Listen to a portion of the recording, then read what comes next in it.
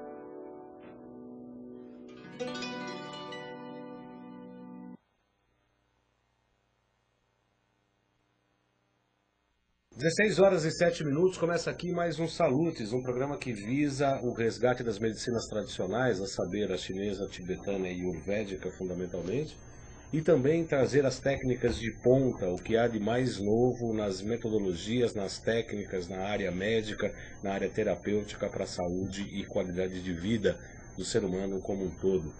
Hoje, o dia 5 de setembro, é o dia do oficial de justiça. Dia da amizade verdadeira, dia do irmão e o dia da colecionadora de bonecas. Interessante que a colecionadora é sempre no feminino. Isso significa que não podem ter colecionador de bonecos. Além disso, o paulistano já está falando uma pergunta. Nosso entrevistado está se debatendo com o celular dele, daqui a pouco a gente continua aqui. Esqueci de desligar. Não tem problema. Além disso, hoje é o dia da Amazônia, e apesar de termos pouco a comemorar, a Amazônia está ameaçada, seja pelo avanço do plantio da soja e dos pastos, pela pecuária sobre a floresta, que tem aumentado em ritmo veloz, sejam pelas queimadas, comum na região nesta época do ano. Mas felizmente, eu também estou gripado, está complicado aqui. Felizmente, a vida inteligente do planeta Terra, e nessa esfera podemos destacar o trabalho do Greenpeace na região da Amazônia, que é marcado pelo desrespeito e pela violência. Muito bem, hoje também marca o recorde João do Pulo, que em 5 de setembro de 1981, João Carlos de Oliveira, o meu xará, com o sobrenome de Oliveira, o João do Pulo, ganha a medalha de ouro em salto triplo na terceira Copa Mundial de Atletismo em Roma. Essa marca foi imbatível por 10 anos. Em 1638, nasceu Luís XIV da França, chamado Rei Sol. O rei Jorge I da Inglaterra proclama o perdão dos piratas, contrabandistas e aventureiros no ano de 1717. Em 1997, o mundo perde uma alma benéfica, uma alma boa. Madre Teresa de Calcutá, religiosa nascida na Albânia, Prêmio Nobel da Paz de 1979, faleceu no 5 de setembro, desta vez em 1997. O tema de hoje, eu quero dar boa tarde aqui ao Neto Palma, ao Peixe, ao Paulistano e a Val Baroni. Val Baroni já está falando boa tarde a todos, boa tarde, Val. O Paulistano já está colocando pimenta na nossa pauta aqui, colocando que os ecopicaretas alarmam que faltará água e cai a Amazônia vai secar. Mas o que dizem a respeito do recém-descoberto rio subterrâneo de 6.000 quilômetros na Amazônia? Bom, vamos ver o que eles respondem sobre isso. Você sabia que a água é um elemento mágico, misterioso, sagrado até em muitos povos? Razão da vida e também tijolo do universo? Eu tirei essas palavras de uma palestra que eu fui assistir do Dr. José Roberto Carter, que é o nosso entrevistado de hoje, que comentou exatamente sobre isso, sobre a água. Dr. Carter é médico, antroposófico, nutrólogo clínico, homeopata e amigo do nosso programa aqui, já é a terceira vez que ele vem aqui. a brilhantar o nosso programa com uma série de assuntos bastante interessantes. Hoje nós vamos falar sobretudo da água. Muito boa tarde, Dr. Carter, é um prazer recebê-lo. Muito boa tarde, Baldan, boa tarde aos internautas, é um prazer muito grande estar aqui novamente e vamos hoje conversar sobre um assunto extremamente importante, água. Verdade que a água é magia pura? Realmente, se você me perguntar, existe alguma coisa mágica no mundo? Eu vou te responder, existe, é a água. Essa magia, eu já assisti a sua palestra, que aliás com muito brilhantismo foi colocada na ANIL, então eu sei praticamente a resposta, então eu atrapalho um pouco talvez até a formulação da pergunta. Em que sentido que esse elemento natural chega a ter essa importância da magia pura? Quer dizer, existe a relação da quantidade, da porcentagem da água no planeta, e da água também no corpo físico do homem? Exatamente. Todo mundo já ouviu falar que nós somos feitos 70% de água. E somos. Nosso corpo é feito 70% de água. E se vocês observarem a superfície do planeta Terra, também 70% de água cobrem a superfície da Terra. Ou seja, nós somos a cara da mamãe. A cara da mamãe Terra. A mamãe Terra. Também somos feitos 70% de água. E esse aspecto meio mágico da água se explica por o seguinte. Todos os senhores sabem que a fórmula da água é H2O. Então ela tem um átomo de oxigênio e 2 átomos de hidrogênio, dispostos de uma maneira tal que dá à água uma característica inusitada, que só ela tem. Pensando bem, o hidrogênio existe no universo inteiro, ele é o tijolo do universo. Mas o oxigênio predomina no planeta. Então, não tem no espaço oxigênio, né? Não tem, é difícil, você não vai encontrar oxigênio no espaço com muita facilidade, é bem raro. Então, vocês veem que a água é a perfeita união entre o céu e a Terra. O hidrogênio do céu com o oxigênio, com o oxigênio do planeta. Então, é a perfeita união entre o cosmos todo e o planeta Terra. Então, o que relaciona o planeta Terra com o universo inteiro é a água. É uma fórmula mágica. E se para existir vida em qualquer planeta desse universo, uma vida que nós conhecemos parecida com a nossa, tem de existir água. Sem água não existe vida.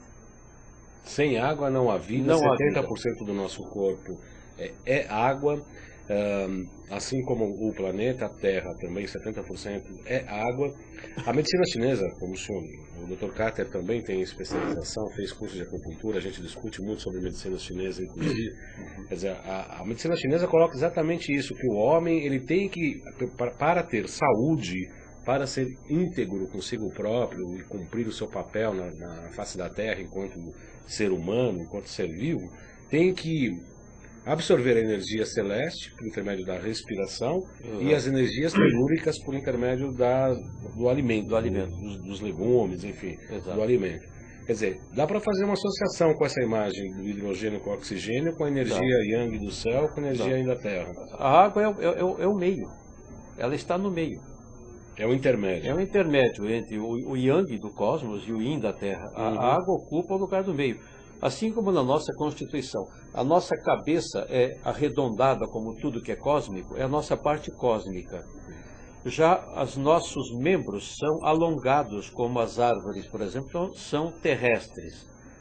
Mas no nosso meio existe o tórax, que é a junção dos dois.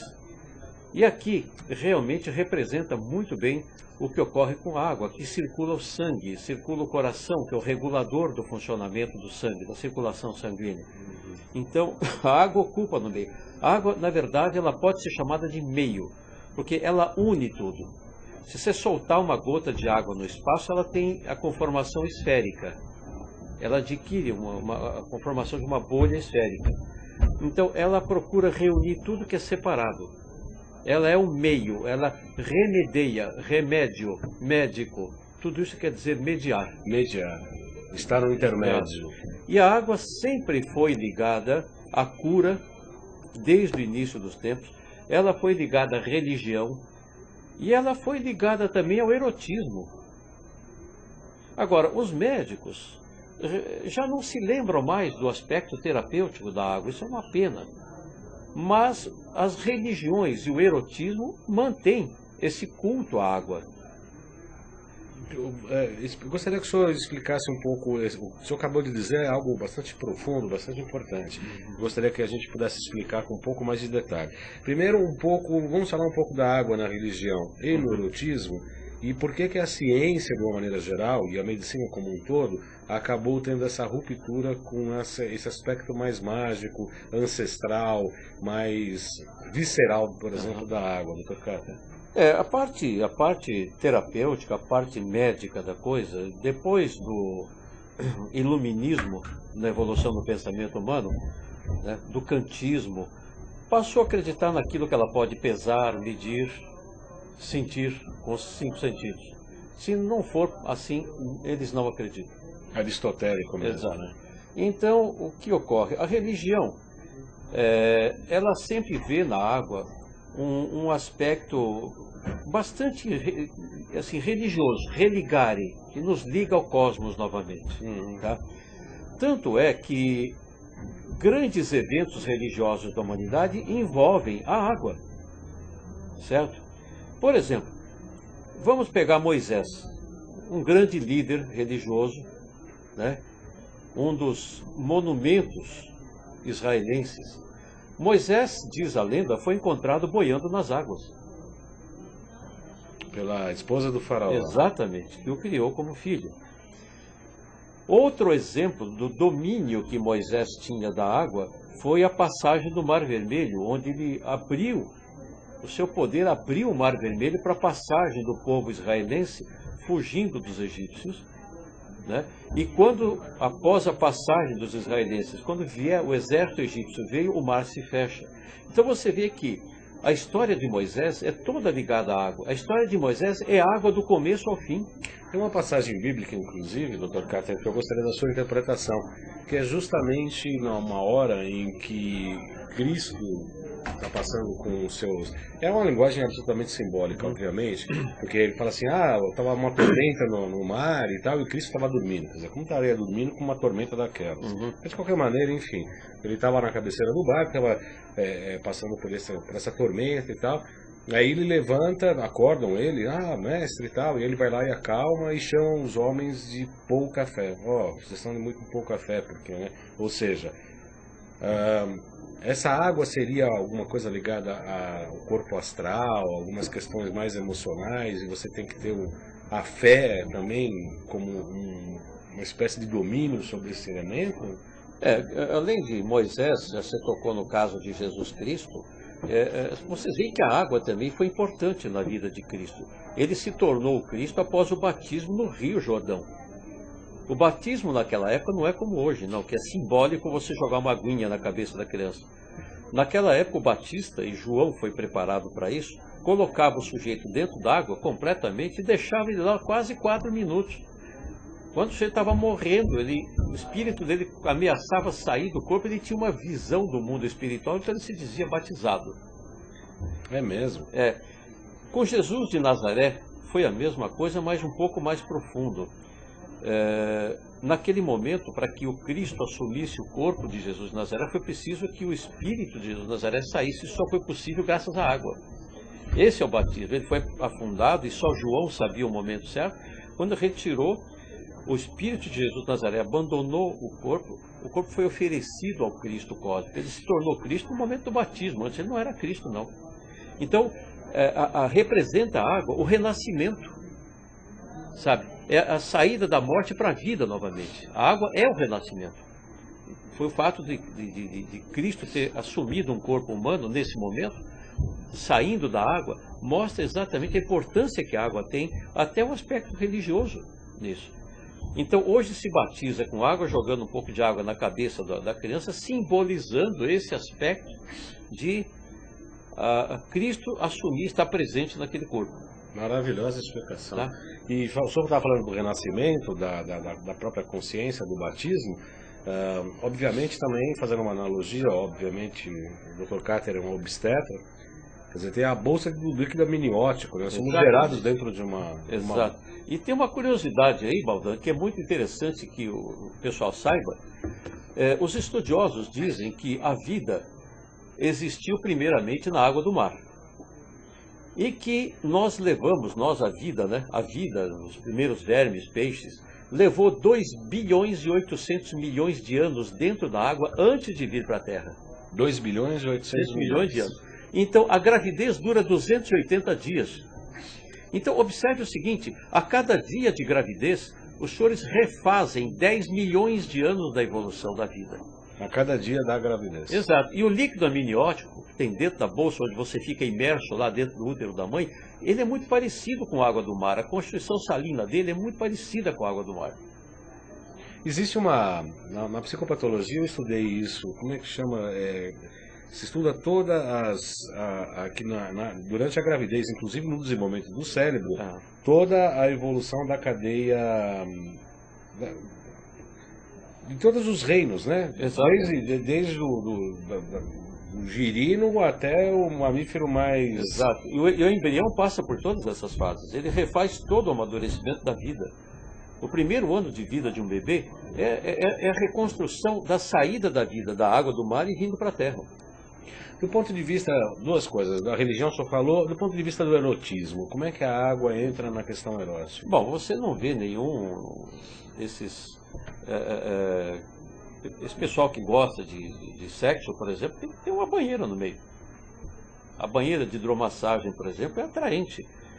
Isso começou na Europa, onde a elite europeia frequentava as fontes termais, tomava aqueles banhos, né? Tanto que hoje em dia se usa muito a palavra spa. A palavra spa vem de uma cidade belga que tinha fontes termais magníficas e toda a elite europeia ia para spa tomar aqueles banhos para se rejuvenescer, fortalecer. Então a água sempre mostrou uma atração do homem pela água. O homem, quem é que não gosta de ir para uma piscina? Quem é que não gosta de ir para uma praia? Você se sente bem numa praia. A hora que você entra no mar e sai, você está rejuvenescido, você está com outra força, você está tomando sol, que é a fonte da vida. Água do mar. Então, o homem enfrenta, por exemplo, nós enfrentamos o trânsito da descida para a Baixada Santista, para quê? Para ficar alguns momentos na praia. Aquilo nos atrai. Além do que, eu também assisti na sua palestra, Dr. Carter, que é importante talvez lembrar neste momento, a importância das civilizações ao longo dos rios, né? Como o próprio Egito, na Índia, o batismo, no Ganges, né? As grandes civilizações sempre se construíram na beira do rio, nas margens de um rio. O Ganges, por exemplo, o rio sagrado da Índia. Fantástico que aquele rio teria de história para contar. Maravilhoso. Maravilhoso. Eu quero dar o meu boa tarde à Ana, que acabou de chegar, ao Adriano também. A Ana, não sei se acabou de chegar, mas ela entrou agora, está perguntando qual é o assunto, acabou de chegar, porque, Ana, você está perdendo um programa maravilhoso sobre água. O Adriano acabou de chegar, boa tarde também, Adriano, é um prazer tê-los aqui. O Neto Palma já tem umas piadinhas, inclusive, aqui. O paulistano falou que Deus inventou a água e o demônio inventou o refrigerante. Concordo. Concorda, né? Concordo plenamente. Aí o Neto Palma fala que também tem água na cerveja. Sim.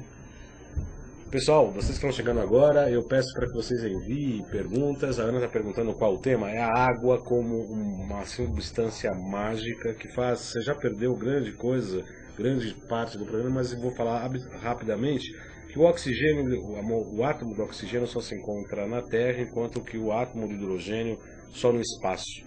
Ou seja, a água é o elemento que integra o céu com a Terra.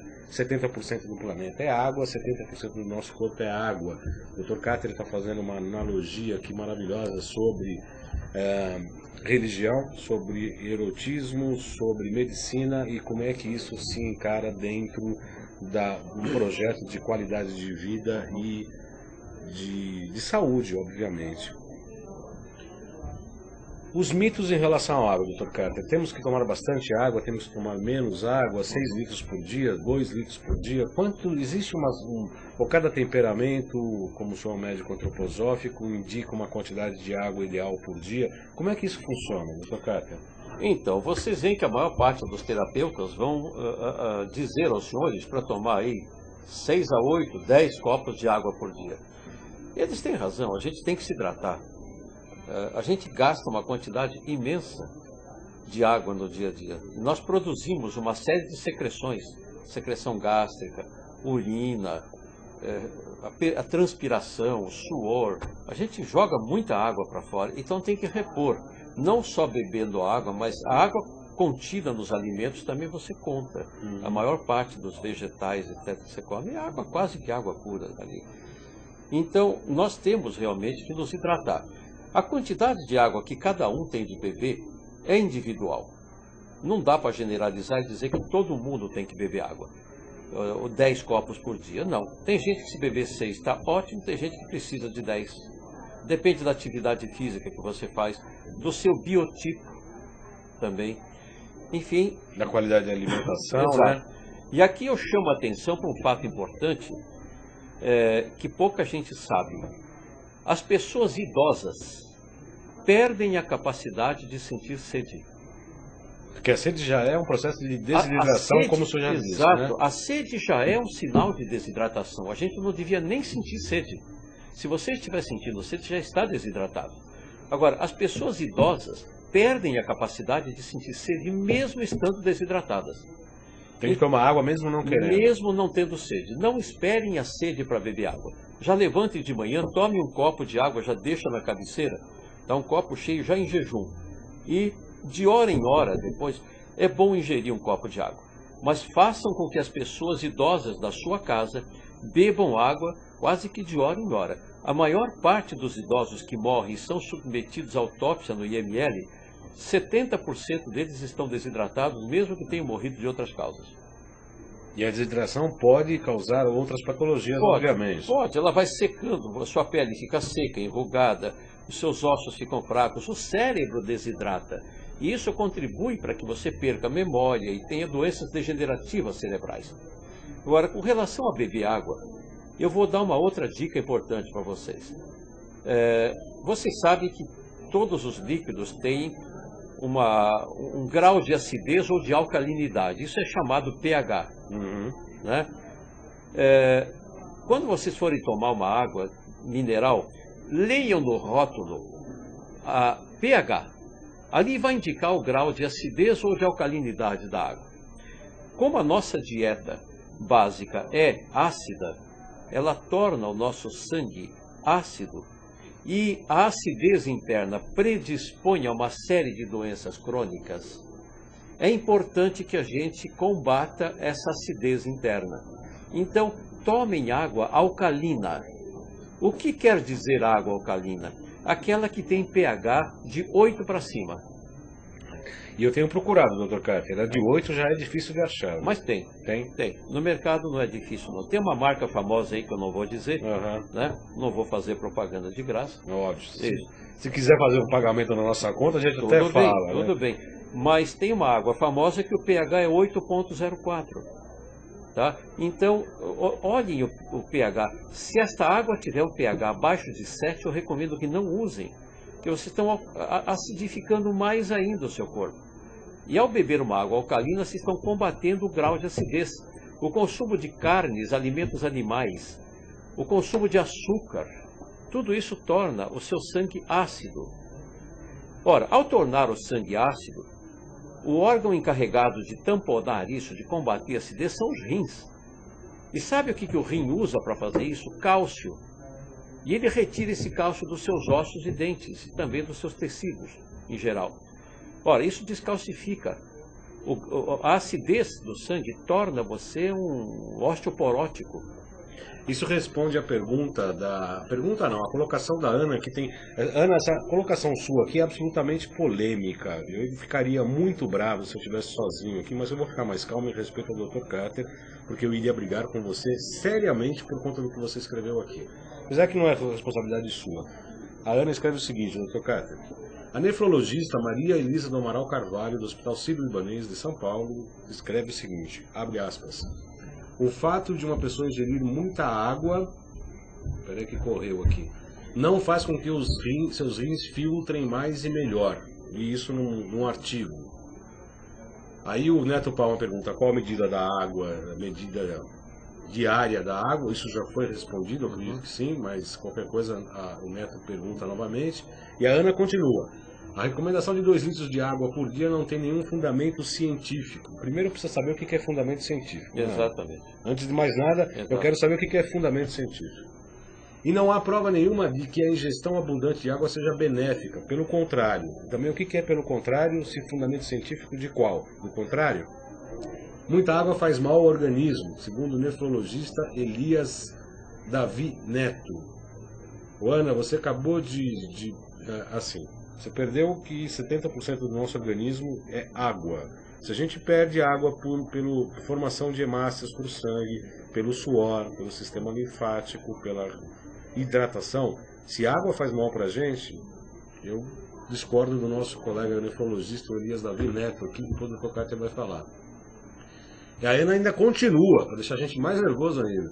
Em demasia, a água sobrecarrega os rins e causa eliminação excessiva de sais minerais. O que acabou de ser explicado pelo Dr. Carter não é a água, e sim a acidez, que descarrega os sais minerais do corpo, principalmente o sódio e potássio, essenciais para o equilíbrio orgânico.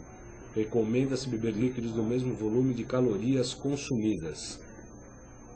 Com você a palavra do Dr. Carter em relação a isso que foi apresentado. Em parte ela tem razão. Só que cuidado com o que você entende por fundamento científico. Até não muito tempo atrás a Terra era plana, você lembra disso? Os cientistas juravam que a Terra era plana. E não faz muito tempo na história da humanidade, não. Hoje nós sabemos que não é. Ao acreditar nos cientistas, a gente tem que acreditar desconfiando, sabe? Há muitas assertivas chamadas científicas que também não têm tanto fundamento. Seres humanos são diferentes entre si. Não existem 2 pessoas iguais no mundo. Uma verdade de um não é a mesma verdade de outro. Uma substância da qual nós somos feitos 70% não pode ser maligna. É claro que em excesso, sim. Se você mergulhar num rio e não souber nadar, você morre afogada. Obviamente. É água demais, faz mal mesmo. Tá? Agora, não beber água vai fazer mal também. Você não tenha dúvida que vai. Agora, cada um tem a sua dose de água por dia. Sabe quantos litros de líquido você perde por dia no seu metabolismo de 24 horas? 7 litros. 7 litros só para fazer o metabolismo funcionar. Só que grande parte disso é reciclado. E você tem que repor isso através de água e através de alimentos que também são feitos praticamente de água, vegetais. Então a gente tem que compensar nossas perdas, sabe? A Ana está falando assim, é bom criar polêmica, é assim que aprendemos, concorda? Concordo plenamente. Plenamente. Concordamos plenamente com você. Nós estamos só fazendo um gracejo com você, Ana. Você é uma pessoa muito querida aqui no programa e faz muita falta. Beberam muito de água. A Ana fala que tem vários amigos que morreram com água. Beberam demais, mas foram afogados na represa. Pois é, isso não é bebida. Exatamente.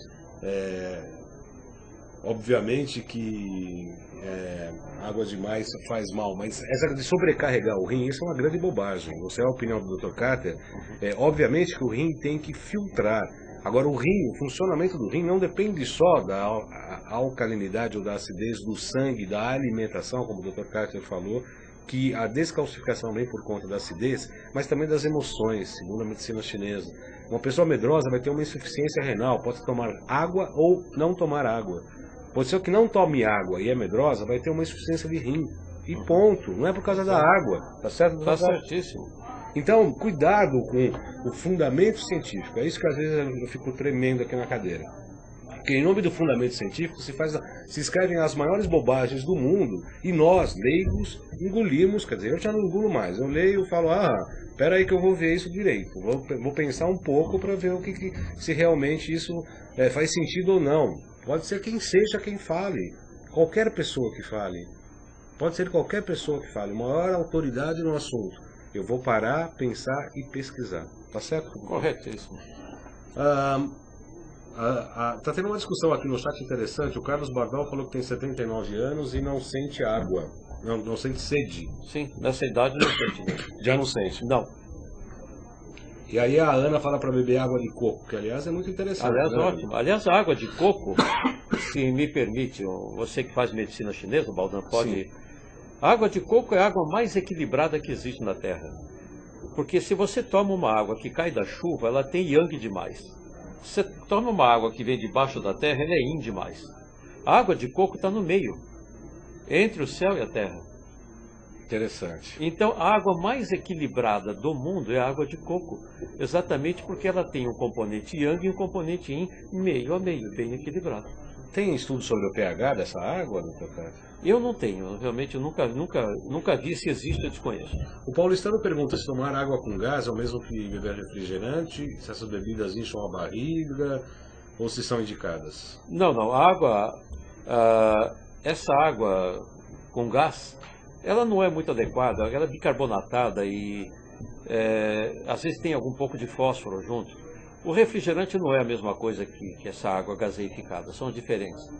O refrigerante é uma tremenda porcaria, esqueçam disso. Ele tem açúcar demais. Só para vocês terem uma ideia, uma latinha pequena de um refrigerante, principalmente a base de cola, tem o equivalente a 9 colheres de chá de açúcar. 9 colheres de chá de açúcar. Uma latinha de refrigerante de 300 ml. Ora, isso torna o seu sangue extremamente ácido. Você vai precisar de mais de 10 copos de água alcalina para neutralizar uma latinha de refrigerante. Isso é um problema de saúde pública. Saúde pública. Saúde pública. Isso é um erro. É um engano terrível tomar refrigerante. Não façam isso. Eu não estou brigando com você, Ana. Você é muito querida aqui, por gentileza. Não leve isso como uma briga, leve como uma brincadeira, como um gracejo desse apresentador. Uma brincadeira, né? É uma brincadeira. O Adriano pergunta se a água destilada pode ser consumida. Já li alguns artigos que os sais minerais perdidos na destilação podem ser suprida pela alimentação. Então, isso é uma polêmica muito grande. Existem aqueles que são contra o consumo de água destilada, dizendo que ela não hidrata nada e que não serve para nada. E tem um grupo que anda estudando água destilada, dizendo que ela é extremamente benéfica para o nosso organismo. É uma polêmica que ainda não se chegou a uma conclusão. O pessoal que admite o consumo de água destilada, aí nós vamos entrar num campo muito interessante, chamado potencial zeta da água. Que é um capítulo à parte. É um capítulo à parte. O potencial zeta da água é o seguinte: o equilíbrio de partículas dentro d'água é um equilíbrio elétrico. A água, na medida em que ela se configura dentro de uma determinada solução, ela tem uma assinatura elétrica. É o seguinte, eu vou explicar. O oxigênio fica numa posição. Um hidrogênio fica aqui, outro fica aqui, formando um ângulo. Esse ângulo de um átomo de hidrogênio e o outro, na água líquida, é de 104 graus e meio. Esse ângulo, 104,5 graus é a medida desse ângulo. Isso confere à água uma estrutura muito interessante e torna a água capaz de se ligar devido à diferença de carga elétrica, já que o oxigênio está aqui, o hidrogênio está aqui, isso forma um campo elétrico. Então, a molécula de água é uma pequena bateria. Quando uma parte elétrica da água toma contato com outra água e com cargas diferentes, elas se unem, se atraem. Cargas iguais se repelem. Então, sempre uma água vai se ligar a outra, formando as chamadas pontes de hidrogênio. Tá? Ela pode ser uma água pura e se ligar com outras moléculas de água, ou ela pode ser uma água ligada às nossas estruturas celulares. São dois tipos de água que a gente tem. A água livre, que as moléculas se ligam entre si, e a água que se liga às nossas células. São diferentes. Não é a mesma água. Não existe duas águas iguais. E geralmente essas águas se unem formando uma estrutura hexagonal, 6 lados. Isso se chama água estruturada. Que é a ponte de hidrogênio, ela é hexagonal também. Hexagonal. Ela forma figuras hexagonais, com 6 lados. Se ela for pentagonal, com 5 lados, ela é desequilibrada e vai fazer mal para a gente. Que é a água desestruturada. Desestruturada. Então, toda água saudável, pura, tem uma estrutura hexagonal pela união das moléculas de água. Pode unir 2, seria um dímero, 3 ou trímero. 4 tetrâmero, 5 pentâmero, sabe? O 6 que é o hexágono. Então aí a água se torna uma água equilibrada, uma água estruturada, que é a água ideal para fazer parte da nossa Constituição. Eu estou lendo um livro do Gabriel Cousens sobre alimentação viva na cura da diabetes. Você chegou a ler esse livro? Eu tenho já? esse livro, mas não cheguei a lê-lo todo ainda. Mal comecei. Eu ainda não cheguei ele fala da água destilada, mas ele fala que a água destilada perde algo natural, uma coisa mais quântica, que tem um outro capítulo que eu ainda não li. Eu não sei. Ele falou que tem uma recomendação de talvez trabalhar com cristais para recuperar uma vitalidade da água. Certo. A ideia de beber água destilada seria melhorar o potencial zeta do nosso sangue. Ocorre o seguinte, o nosso sangue ele é um colóide, ele não é uma solução. Ele tem partículas em suspensão, não diluídas nele. Isso confere ao sangue cargas elétricas. Tá? Ora, o sangue circula dentro de artérias. A artéria é forrada por dentro por uma camada chamada endotélio, uma camada única de células. O endotélio tem carga negativa, carga elétrica negativa. Ora, se o sangue também for carregado negativamente, eles se repelem. E este sangue flui com facilidade por dentro das artérias, não vai haver uma atração. Colesterol não vai se depositar, sais não vão se depositar. Agora, se a carga deste sangue for positiva, catiônica, vai haver uma atração. Então, o endotélio vai atrair essas partículas e vão se depositar na parede, causando ateromatose, obstrução das artérias. Não tem nada a ver com colesterol isso. O colesterol vai ser atraído também. Tá? Então, quem preconiza o uso da água destilada é para aumentar o potencial zeta do sangue. Nisso eles têm razão. Isso tem razão. Tem razão.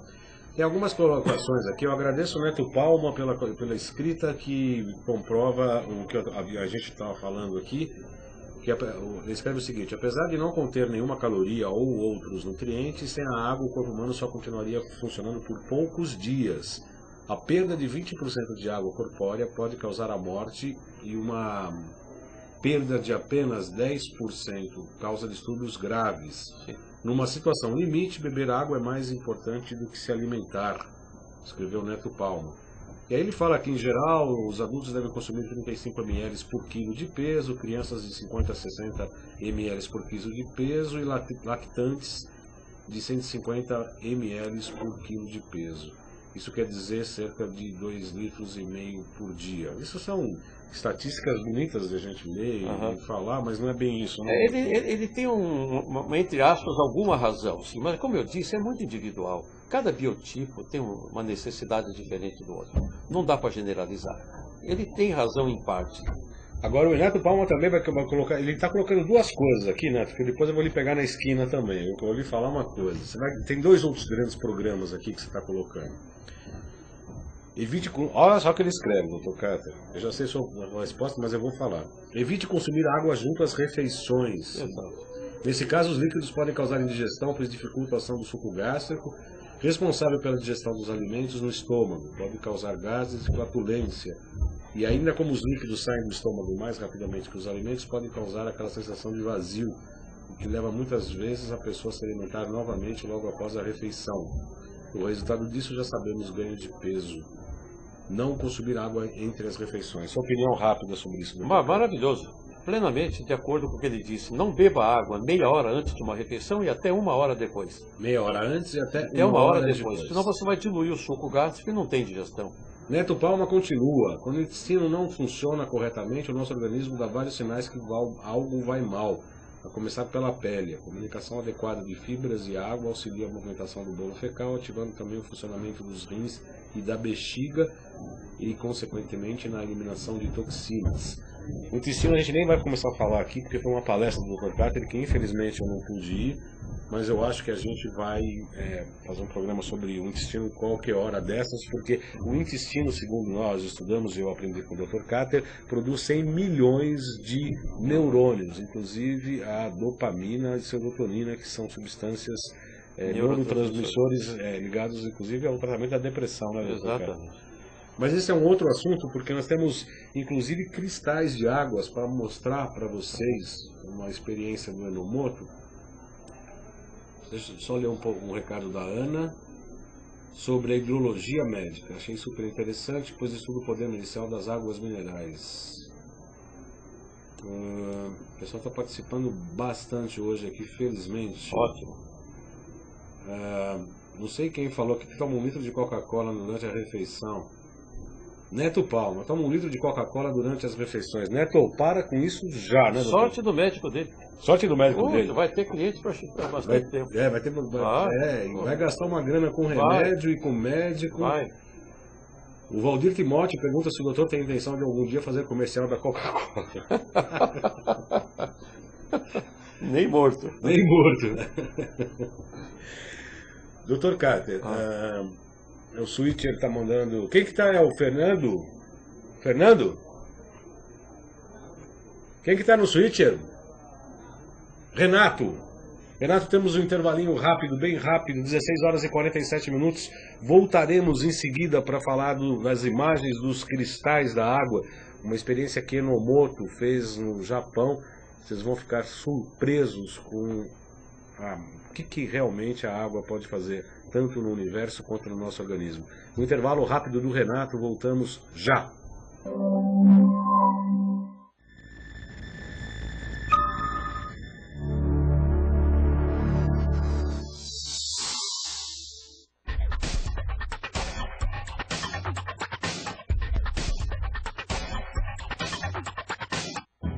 No meu Brasil tem mais conhecimento. O Brasil tem realizado grandes conquistas na expansão do ensino superior e profissionalizante. No meu Brasil tem mais oportunidade. Nos próximos 3 anos, serão criadas 4 novas universidades federais, 47 campos e 208 unidades dos Institutos Federais de Educação Profissional e Tecnológica. Já em 2012, estarão funcionando 20 campos universitários em 8 estados e 88 unidades dos Institutos Federais em 25 estados. Novas instalações, mais vagas e mais acesso à educação para um número cada vez maior de brasileiros. No meu Brasil tem mais futuro.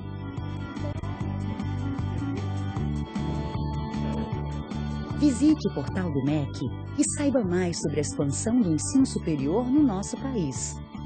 Ministério da Educação, Governo Federal.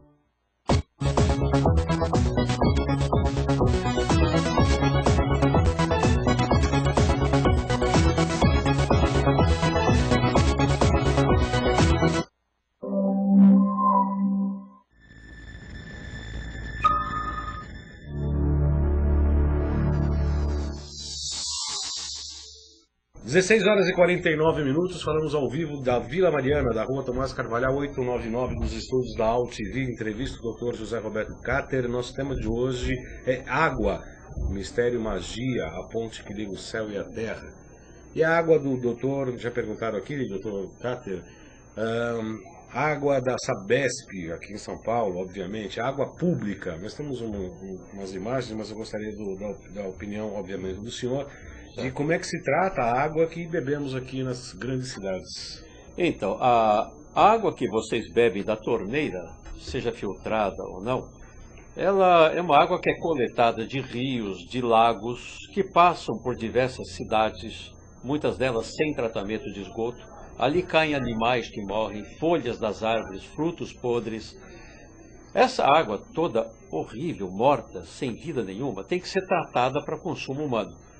Então, nas estações de tratamento, coloca-se ali cloro, principalmente o cloro, para matar os germes, os micróbios, já que o cloro é um veneno. Não é isso? Esse cloro vai ficar na água que o senhor vai beber. E este cloro se combina com certas substâncias orgânicas, formando substâncias extremamente malignas chamadas trialometanos. Esses trialometanos, entre os quais o clorofórmio, o bromofórmio, o triclorometano, são cancerígenas, são malignas para a saúde. Não bastasse isso, coloca-se também flúor, aquela velha história de diminuir a incidência de cárie dentária. É uma tremenda asneira. O flúor ingerido por via oral não previne cárie dentária de forma alguma.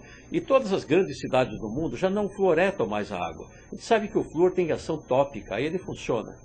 É um erro. E esse flúor que tem na água, ele vem do ácido hidrofluórico, que são restos provenientes da indústria de cimentos, metalúrgica, de agrotóxicos. E esse ácido hidrofluórico é tão tóxico que é proibido jogar ele nos rios, nos mares, mas jogam na água que você bebe. Sim, 3, 4 partes por milhão, mas está lá. E ele inibe uma série de enzimas no corpo, causa hipotiroidismo, ele ataca os ossos, dando fluorose, deslocando o cálcio, formando fluoreto de cálcio.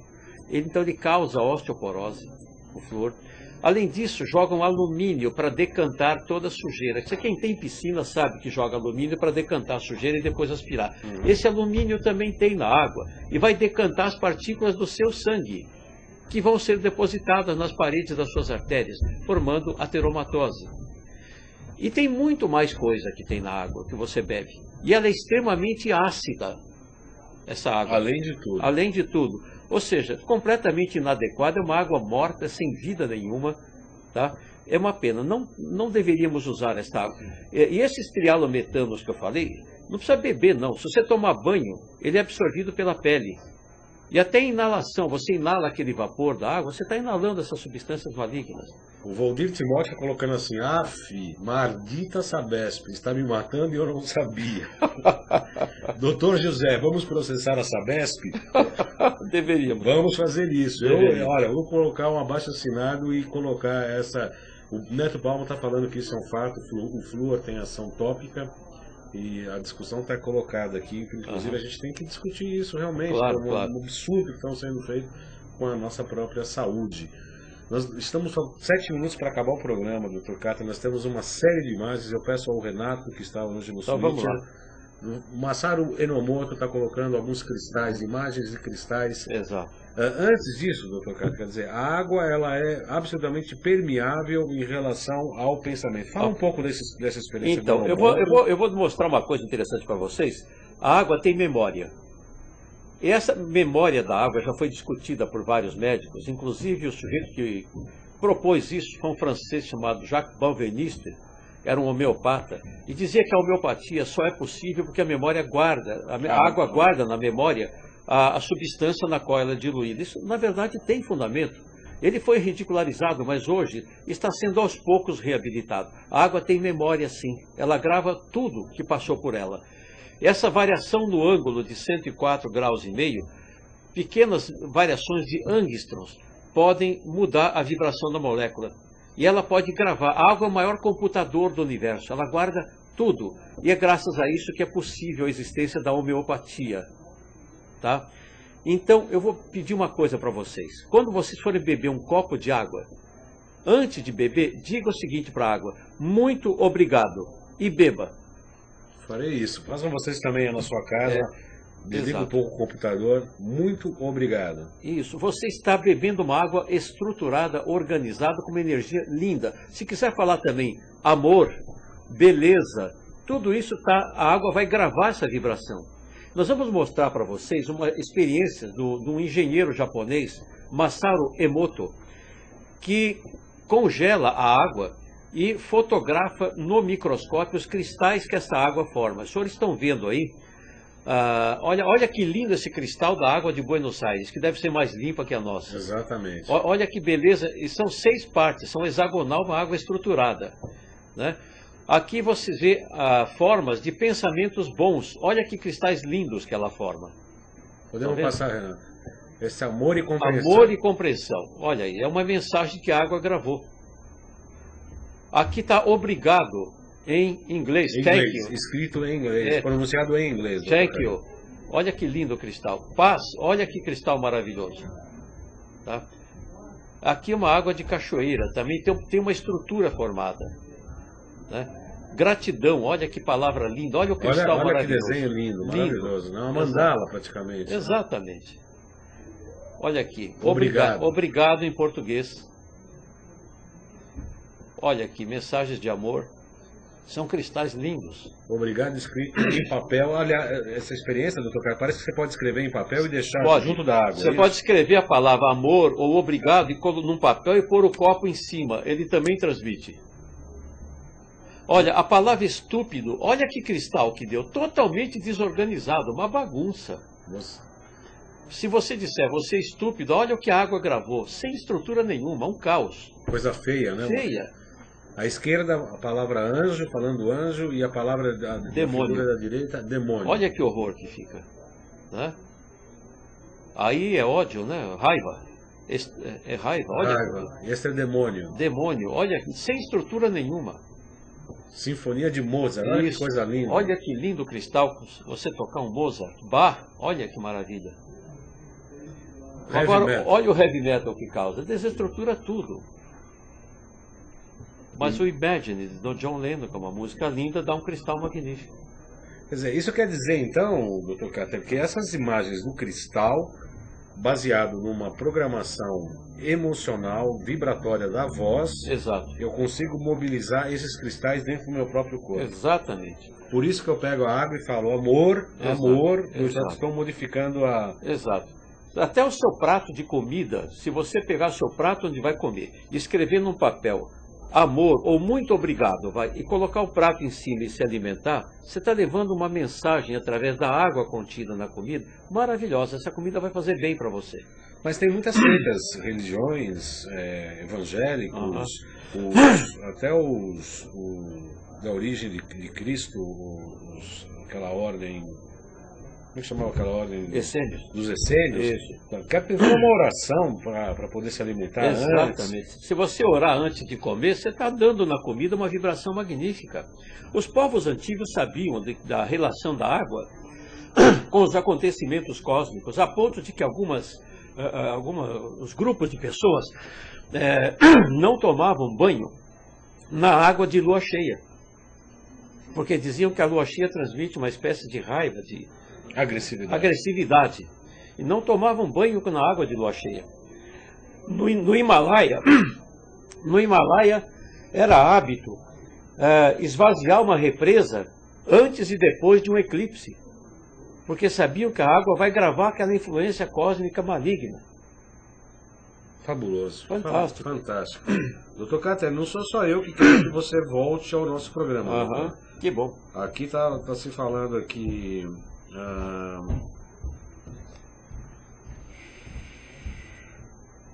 Só um minutinho aqui. Eu vou ler as mensagens aqui. Agora eu tenho que achar aqui onde que eu coloquei. Só um segundo. O programa Val Baroni, o programa de hoje está sendo imperdível. Meus parabéns. Volte sempre, Dr. Cáter. Obrigado. Ana, Val, tem razão. O Dr. Cáter é um mestre. Cadê? É que está correndo demais aqui, ó. Tem muita mensagem. Está uma cachoeira de mensagem. Está uma cachoeira de mensagem, infelizmente. Val tem razão, é o mestre Dr. Cáter. Baldan, parabéns como sempre, vibro com os seus programas. Maravilhoso. Outro internauta, assim, a Ana falando. Maravilha de programa, Valdir Timóteo. Maravilha de programa, parabéns aos senhores. Senhores, imagino que seja eu e você, Dr. Cáter. Que bom. A Ana fala, somos filhos do universo, isso é a prova. Boas vibrações de energias incríveis e cristais inimagináveis. Valdir Timóteo, impressionante essa demonstração.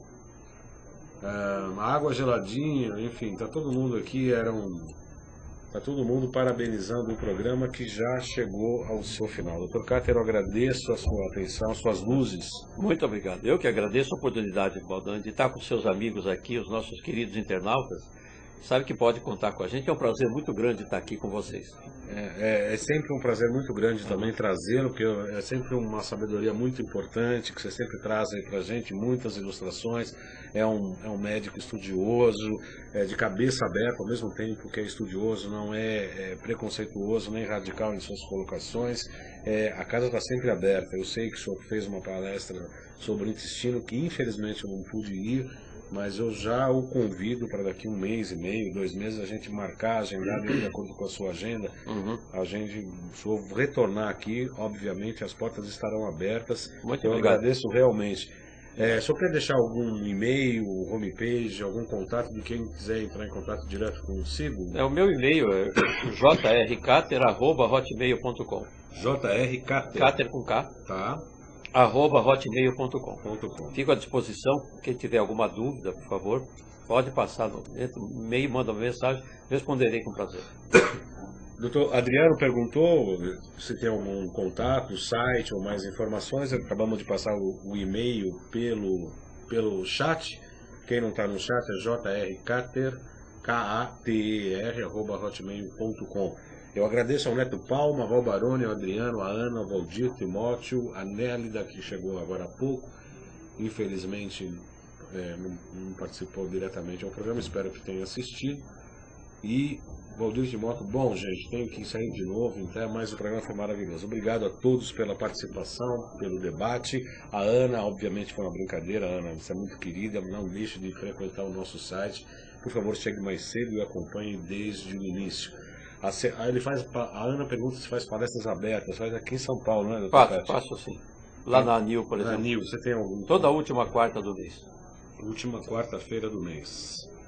Aí, se precisar de mais informações, pode escrever para você, né? Pode. Pode escrever para o Dr. Kater pelo e-mail, que ele responde, ou se não, escreve para a gente também. No nosso no Facebook, acesse Saúde e Qualidade de Vida, curta a página, que você vai ver sempre as programações dos programas próximos, bem como os que foram ao ar. Agradeço a todos, uma boa semana. Segunda-feira que vem, Kunio e Inamoto vai voltar a falar sobre metais tóxicos, que no programa passado infelizmente não deu para tratar de todos os assuntos. Aguardo vocês, até lá e boa semana a todos. Muito obrigado pela atenção e participação. Muito obrigado.